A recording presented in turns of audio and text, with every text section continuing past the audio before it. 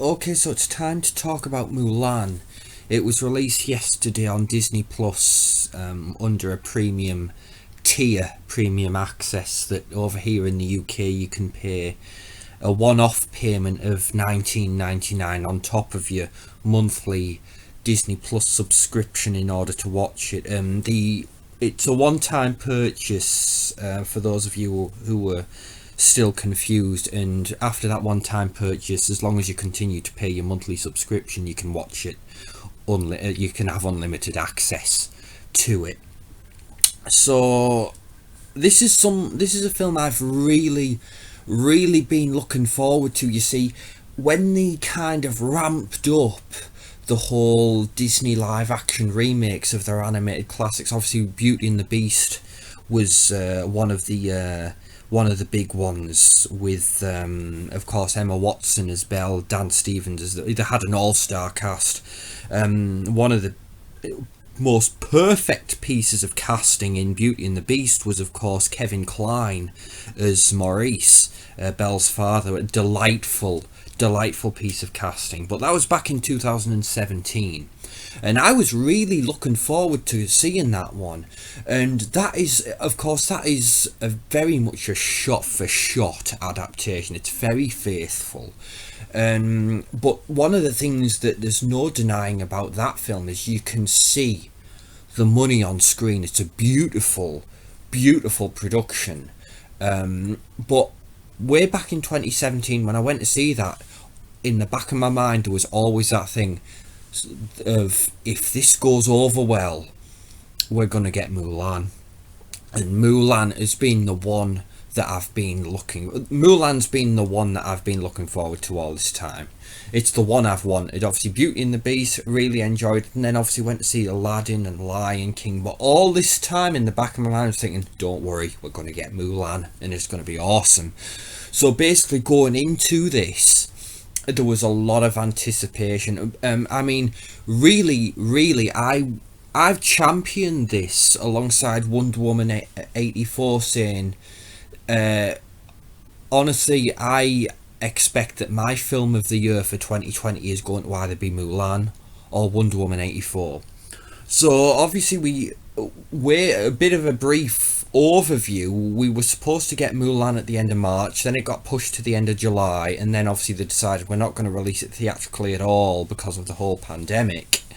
We're going to just give it straight to Disney Plus as a premium product, if you like.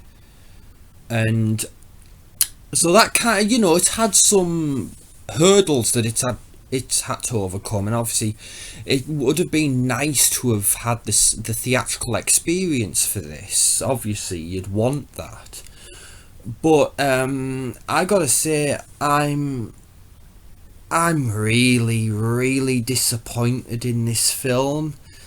And here's the thing, Tenet I was excited for, but I had no expectations going into it. I mean, you expect it's going to be a high quality film with it coming from Christopher Nolan, but I didn't have any, I don't know whether you want to say, in personal investment. I was just going in there to see something great, or, well, a spectacle. New Mutants, I had no expectations. I was just going in and I was going to accept it for what it was. And this is the thing that separates Mulan from those two others. Mulan, I was something legitimately great. I was personally invested, and like I say, I expected a legitimate film of the year contender, and I'm sorry, I feel like a disappointed parent, because I got it yesterday. I sat down enthusiastic. Like I said, I was all in. And I came away feeling really underwhelmed, really empty. Empty is the word. And it's heartbreaking, because I wanted to love this film, and there's no reason it shouldn't have been epic because it's from Disney, the greatest, undoubtedly the greatest film studio we've got.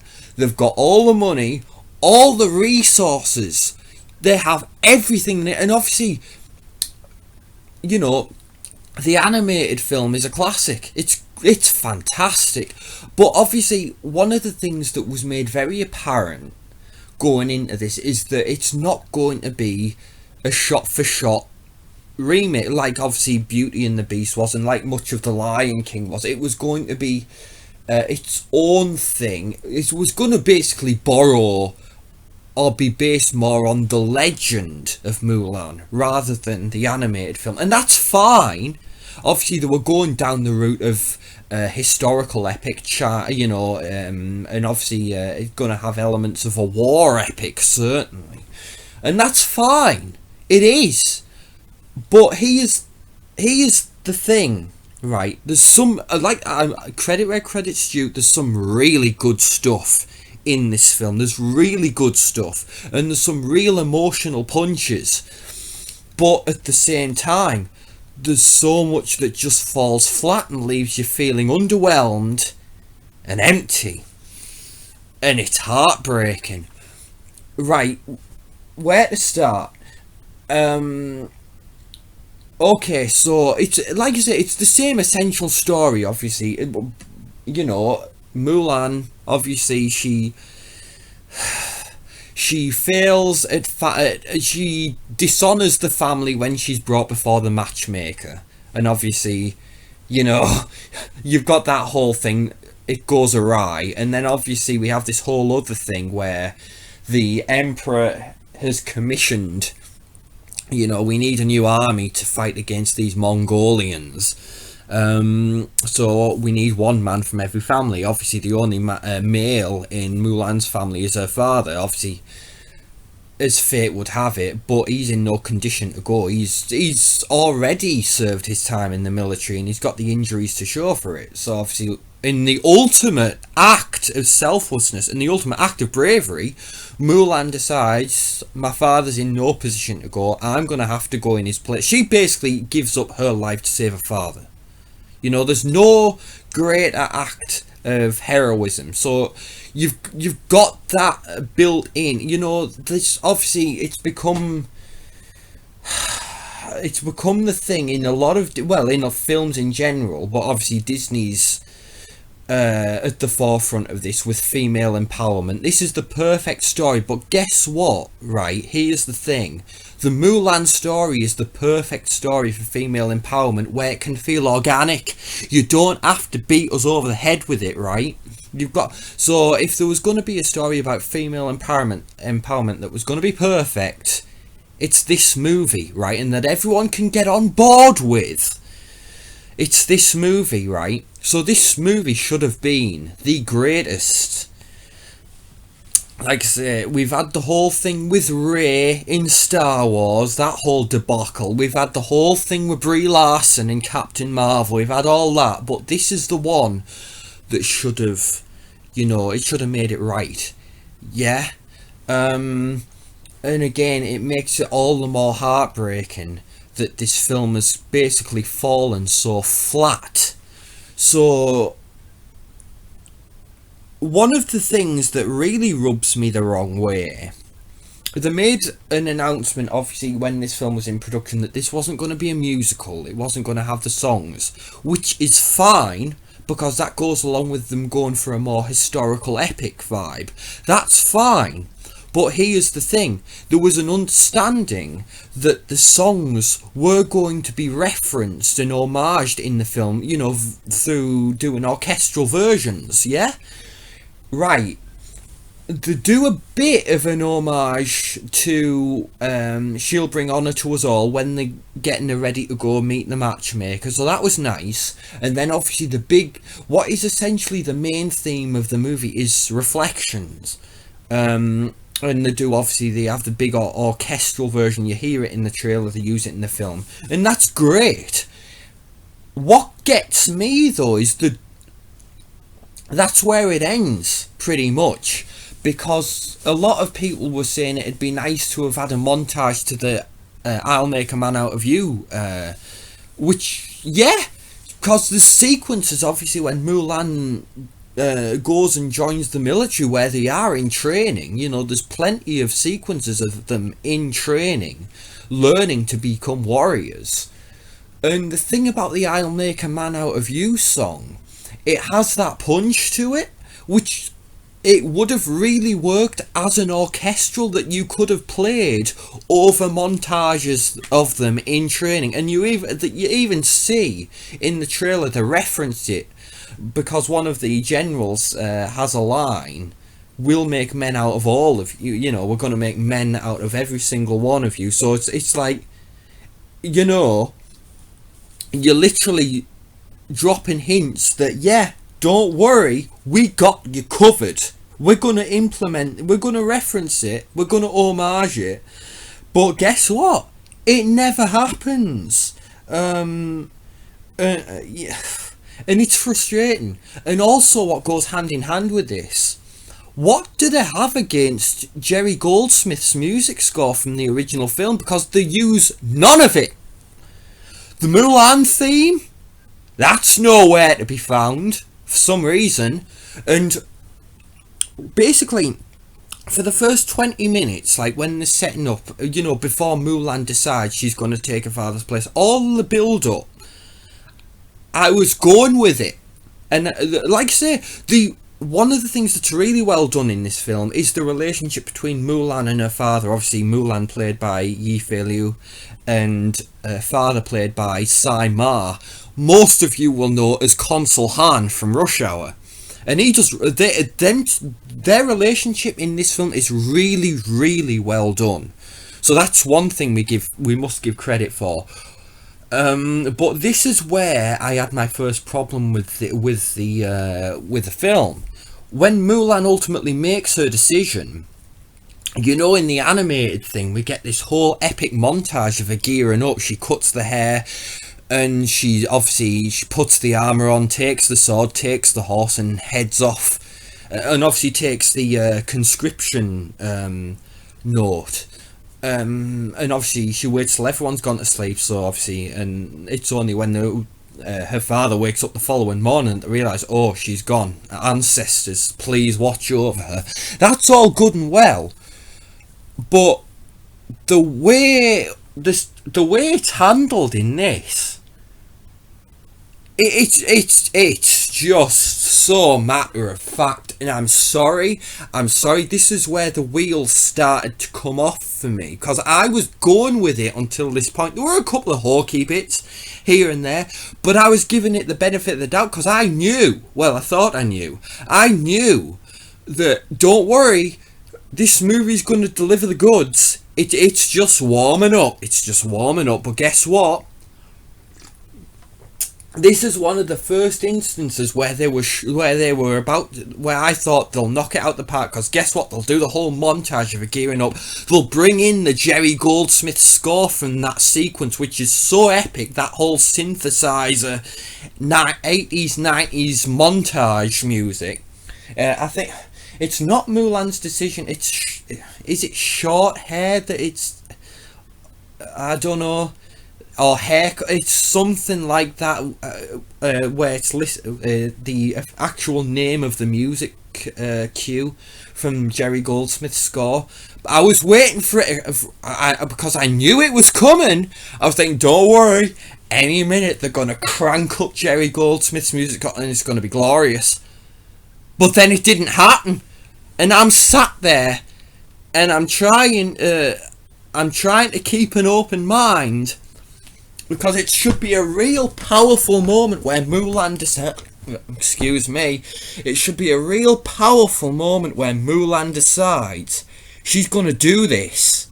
And she's got a bit, because obviously there's that whole thing as well. If she's discovered and found out that she's a woman masquerading as a man in the Chinese army, she could be executed. So there's that whole thing as well.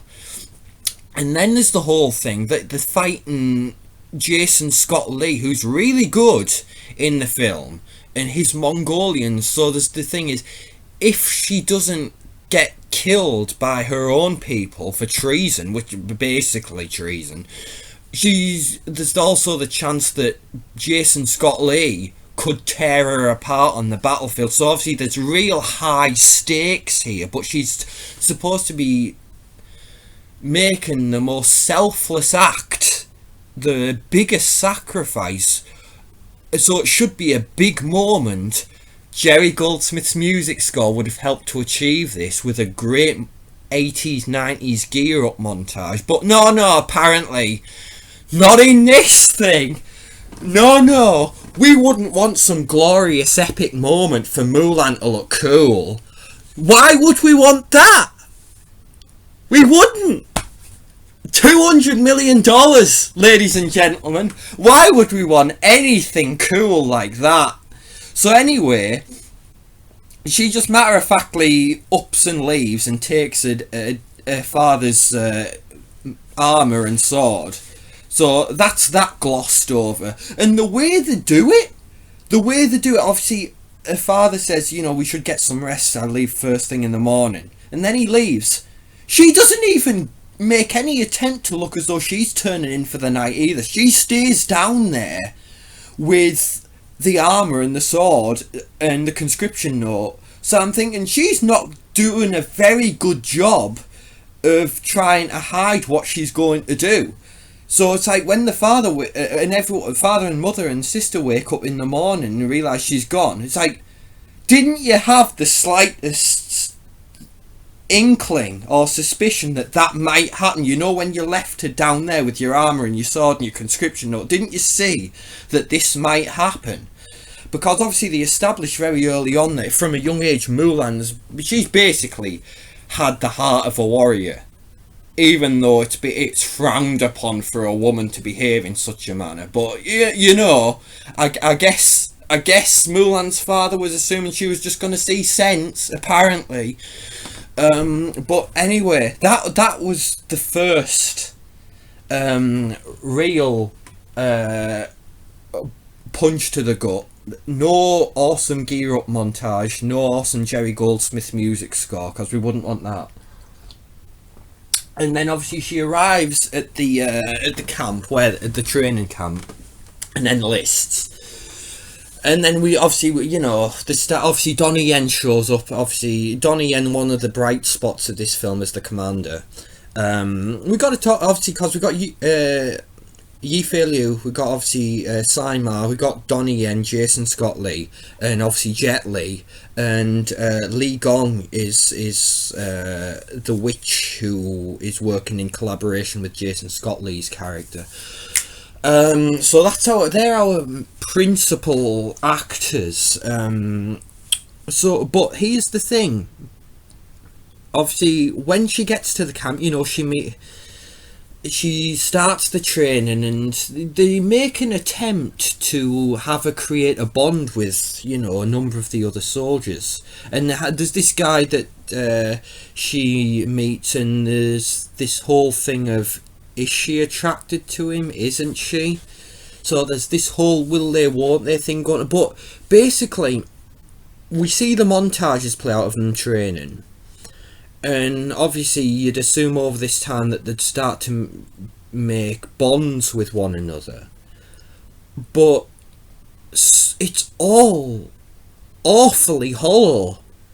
And then we have, obviously all this time, Jason Scott Lee's character and the witch and his Mongolians, they're basically running roughshod over the various kingdoms. So obviously things are escalating.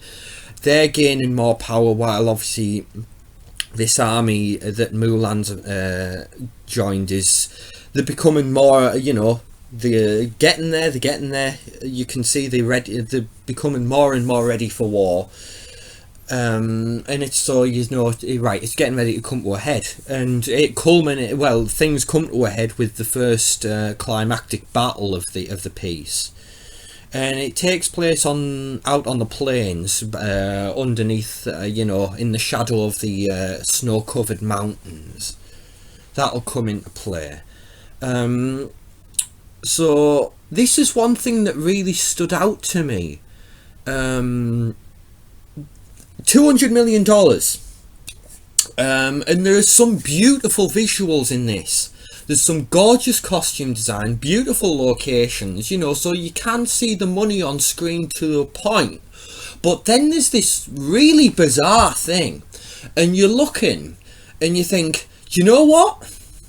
Did they have a problem with getting extras for this thing? Because the scale of the forces that are colliding, you're like, something's really off here. Because you look at Braveheart, you know, you look at Lord of the Rings, you look at Infinity War, the battle on Wakanda, and you're like, there's something really off here.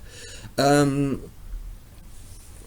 I'm sorry, but again, this is the best you could do, because they're out on the plane, and you're looking at the force of the army, you know, the Chinese army that Donnie Yen's commanding. Obviously, you got Mulan there, and then you look at Jason Scott Lee's army of Mongolians, and you're like, awfully small. And I'm sorry, but it is underwhelming. And then there's this whole thing, obviously, where the battle starts. You know, it's cool. And then Jason Scott Lee and a section of his guys take off on horses. They're basically retreating. So Donnie Yen sends the left flank after them. And I know Angry Joe commented on this during his review. The flank is about half a dozen soldiers on horses, and they're going after about a dozen. So you're like, hang on, 6 chasing 12. Your left flank is 6 soldiers on horses. 6, not 60. 6. I don't understand. I really don't understand. $200 million. It doesn't make sense. So obviously, everyone in, well, no, half of the 6 are killed by arrows when they're chasing after Jason Scott Lee and his men. So it leaves Mulan and 2 others. The other 2, they decide they're going to give up and ride off back to the main unit. So Mulan's just left in the middle of the plane on horseback, saying, do I stay, do I go after Jason Scott Lee, or do I go back with them? She goes after Jason Scott Lee on her own. Ultimately, she's confronted by the... this is where she runs into the witch for the first time, Li Gong's character. And the location where they have their confrontation, it's a real interesting location. A lot of, like, Yellowstone, it's like a frozen over lake. You don't know whether it might be volcanic. So they have their first run in, and obviously instantly Li Gong isn't fooled. She knows, oh, it's a girl. Alright. So she sees through it. Apparently Donnie Yen didn't see through it, but again, she's magic, isn't she? So, you know, she sees with more than just eyes. Right, so apparently, because it's all about chi, this movie, we're getting spiritual, because Mulan is not accepting her true self and is putting on a facade, she can't unlock her full potential, she can't dial into her chi as effectively as she might otherwise do. So basically the witch hands her ass. But what she does something very, very helpful, because obviously Mulan's under a lot of layers, because obviously you got to create that flat-chested facade. So she's under a lot of layers. What the witch so helpfully does, she throws her into a rock. That might not seem helpful, but what she does next really is, she then chucks a throwing star at Mulan, and it catches her right in the chest. Now, Mulan's knocked out for an indeterminate amount of time. It can't have been that long, because the battle's still going on when she comes to. So she comes to, and she realises the throwing star, oh, it's cut through all the layers. So basically what she's done, Li Gong's character, she's pushed Mulan. She's like, make the leap of faith. Accept your womanhood. So she realizes, oh, okay, well, I'm gonna get rid of this arm. Now here's the thing, because this is one thing I really did like. When we're talking about the beautiful visuals, this isn't going where you think it's going. But when she takes the armor off, she has this beautiful red. It's basically a kimono. It's beautiful, and you see it in the trailers. So the costume is gorgeous, and it's a very striking, because obviously when she comes to, she takes off her armor, takes a sword, gets on a horse, and she goes back to the battle. And when she's riding through this visual, she's got the long black hair flowing in the wind, but it's a really striking red on this kimono, so you can see it from miles away, and you can see this red flash tearing through the troops. And it's a very striking visual. So again, that costume was a brilliant choice. I'm giving credit where I can here. And they crank up the orchestral version of Reflection during this, and it is one of the most powerful moments in the film, and it is a really, really good moment, a really cool moment. So obviously Mulan tears through, dismounts, and then obviously we get to see her sword skills on display, and it's a really, really cool sequence. And then obviously, ultimately, you know, the battle is theirs, the win, the Mongolians retreat, and then obviously, you know, the facade will continue no longer. She's been discovered. Oh, yeah. Right, okay, she was a woman all along. So what they decide is, Donnie Yen decides, well, we're going to, you're banished. Yeah, from this moment you're obviously dishonourably discharged from the army. You're sent away in disgrace, go home, we never want to see your face again. If we see your face again, we'll execute you on sight. So, they part ways for the night. Mulan goes and sits on top of a mountain in a beautiful shot that looks like something out of a music video. It's basically her version of Robin Shu's meditative moment in Mortal Kombat, where he sat on the beach against the sunset. And she decides, do you know what? I messed up, but I'm going to make it right, because obviously she's learnt something from the witch that obviously Jason Scott Lee and his Mongolians, the real target is the capital. They're going straight for the Emperor. So she realises, oh, I need to go tell Donnie Yen about this real fast so we can do something. So she tracks the army down, obviously comes face to face with Donnie Yen again, said, if you want to kill me, but you've got to listen to what I have to say first. And then she basically explains, no, the real target is the Emperor. Interestingly enough, we've talked about the music score for this thing. This music score's all over the place, because a lot of it is just totally unmemorable. Bland, I would say. Again, no reason why they couldn't have used Jerry Goldsmith stuff, but apparently, nah, we're fine. But every time we go to the capital, where we go to see Jet Li, there's a music cue that appears a couple of times throughout the film, and it sounds like Alan Silvestri's, or part of Alan Silvestri's score from Infinity War, and you think, what? Did they just borrow something? And you think, is Thanos going to show? So that was cool. So yeah, the real target is Jet Li in the capital, so obviously we got to move fast. So Donnie Yen ultimately decides, you know what, I'm going to look at the bigger picture, and I'm going to take your word, and we're going to go there with all haste, and we're going to save the day, because that's what we do. That's what heroes do. So, you know how in the animated film, you get this awesome climax, again, that takes place during the festival that's taking place in the capital. Oh, we don't get that here. We get a much shall we say, simplified and stripped down setting, because again, $200 million, you couldn't afford to do a festival for that. You wouldn't want any kind of spectacle for $200 million. So basically, the capital is very it's very deserted for some reason, and obviously the witch Li Gong's character goes there first, and she basically she can shapeshift. So basically, she takes the form of the Emperor's advisor and basically tells him, you know, Jason Scott Lee's character and his Mongolians are on the way here. What shall we do?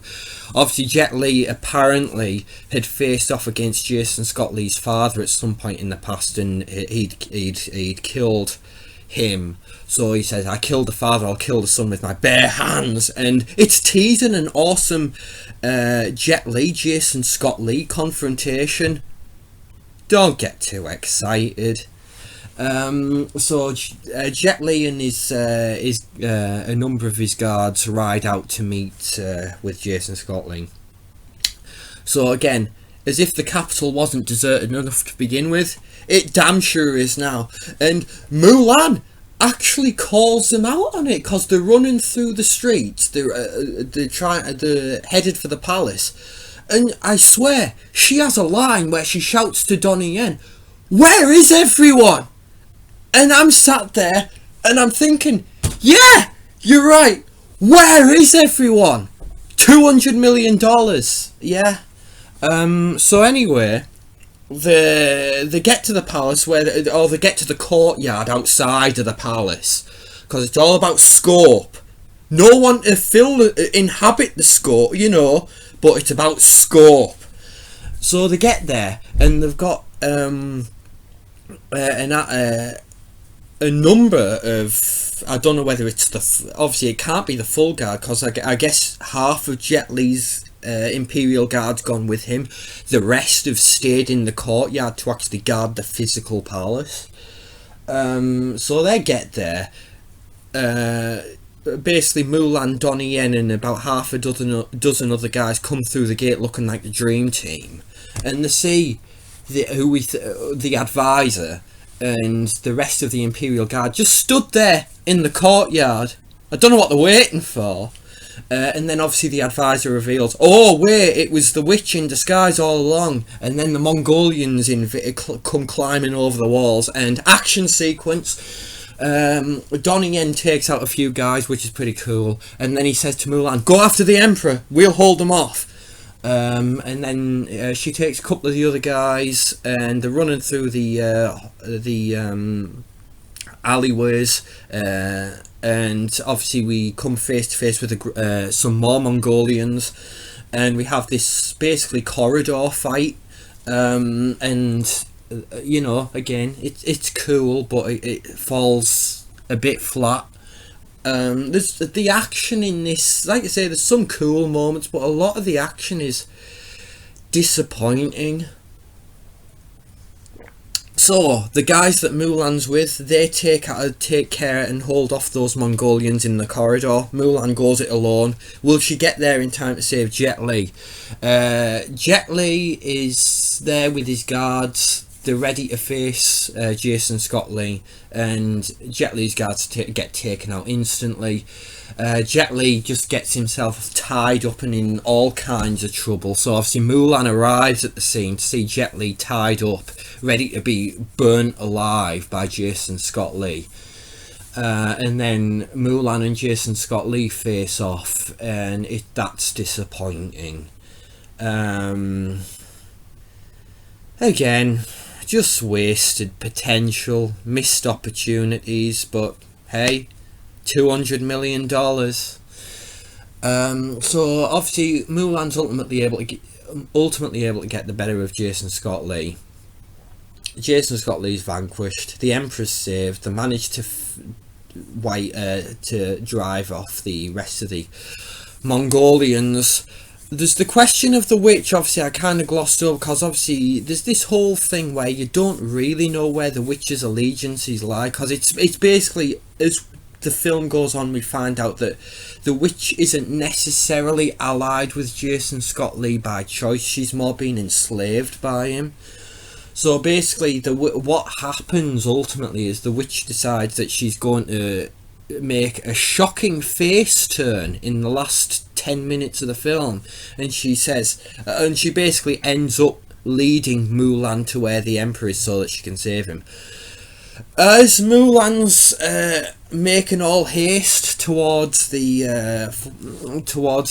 Emperor, Jason Scott Lee's gonna see if he can launch some kind of surprise attack and basically he grabs his bow, grabs his arrow. I'll see if I can get a shot off on her. He nearly does. He nearly kills her there and then, but inexplicably. Well, I suppose not necessarily inexplicably. The witch basically throws herself in front of Mulan. Well, she's in the form of the hawk at this point, so she flies in the way and takes the arrow so that Mulan's safe. She, like I say, is she? You don't know. Has she had a change of heart, and is she doing it genuinely to help Mulan, or is it basically a screw you to Jason Scott Lee's character? Probably a bit of both, but again, that wraps up Lee Gong's character in record time, because that goes to another thing. This movie clocks in at 1 hour 56 minutes, and by 1 hour 50 we are firmly into the end credits. So apparently this movie's really on the move. They got the Justice League mandate, 2 hours max. But hold on, we're trying to tell this epic tale of the story of Mulan. Don't care, 2 hours, that's all you're getting. Whatever, that's probably why so much of this thing's glossed over and is without depth, deep as a mountain. So yeah, so the kingdom's saved in record time, and we get the whole obviously celebration at the end, where obviously thank you for your service, Mulan. You've shown yourself to be the most courageous warrior anyone could ever hope to be. We are honoured by your bravery. You've done your family proud, you've done your village proud, you've done yourself proud. We would like to ask that you would stay and become one of my most trusted generals. And she's like, I'm honoured, but I must politely decline. I have a home to go to, I have a family to apologise to. So she says thanks, but no thanks, and heads off home. And then obviously we have a really touching reunion where she returns home, and obviously she comes face to face with her father for the first time. And it's a really nice one. Again, the stuff between Mulan and her father is really nice. And then Donnie Yen shows up. Again, just rides in there with his Imperial Guard. And again, just the Imperial Army throwing the weight around, saying, look, I know you tried to say no nicely, but again, we'd like you to think about it. And they give her a new sword because she lost her father's sword during the battle when she was saving the Emperor. Obviously, understandably, she's heartbroken about, because obviously, you know, it's her father's sword. Armour and weaponry gets destroyed in battles, but you know, you can appreciate. So Donnie Yen gives her a new sword. It's like a gift from the Emperor himself, and obviously she takes the sword, and it has the, you know, the tenets of what a good soldier should be: loyal, brave, and true. And then obviously there's another tenet inscribed on the reverse side of the blade, devotion to family. So it's, you know, again, there's certainly a message here: female empowerment, of course, and obviously family matters. Family's the most important thing. And obviously we end on a real feel-good ending. Mulan, you've saved the kingdom, you've brought honour to us all, and that's obviously pretty much where we leave it. So, you know, again, if you've seen the animated film, this isn't a massive departure. It has the same skeletal structure, but obviously it goes about things in different ways, and less inspired way. I think that's another fair word to use describing this film: uninspired. So yeah, again, what a disappointment. It should have been this could have been so good. And again, the finale, the confrontation where where it's Mulan coming face to face with Jason Scott. We have that whole awesome sequence at the end of the animated film. The soldier from the mountains, where they come face to face. That's cool. But again, the finale between those two is so uninspired. It basically, honestly, they clash blades and they're in a lockup and they're staring so intensely at each other, and you're like, oh, who's going to be the first to flinch? And it's like, basically this whole movie for me is one big sigh. Not of relief, of disappointment, and I'm heartbroken by it. Honestly, I'm pretty much going to wrap it up, because obviously we've done an overview of the movie there, but yeah, there's some really good stuff in here, and there's, like I say, there is some legitimate emotionally powerful moments, there is, but on the other, at the same time, there's a lot that just feels hollow and empty. And when you come away from this, you're probably going to feel hollow and empty and underwhelmed. So, the big question, I paid $19.99 to see this. I was happy to do so because it was a film I really wanted. And, it's the same thing as when you go to the theatre. It's a dice roll. You never know what you're going to get. But I took the hit. And what I would say is, you guys don't have to do that. Because obviously, as they've announced, early December, that's when it's going to be on Disney Plus for no additional charge, so you'll be able to get it as part of your Disney Plus subscription. Wait for that. Don't spend the $19, and I'm sorry, it kills me, because you wouldn't believe how much I was championing this movie. But I'm sorry. I don't spend $19.99 on this. Wait for December when it becomes just included as part of the general subscription. Don't get the premium access for this. And I really hate having to say that.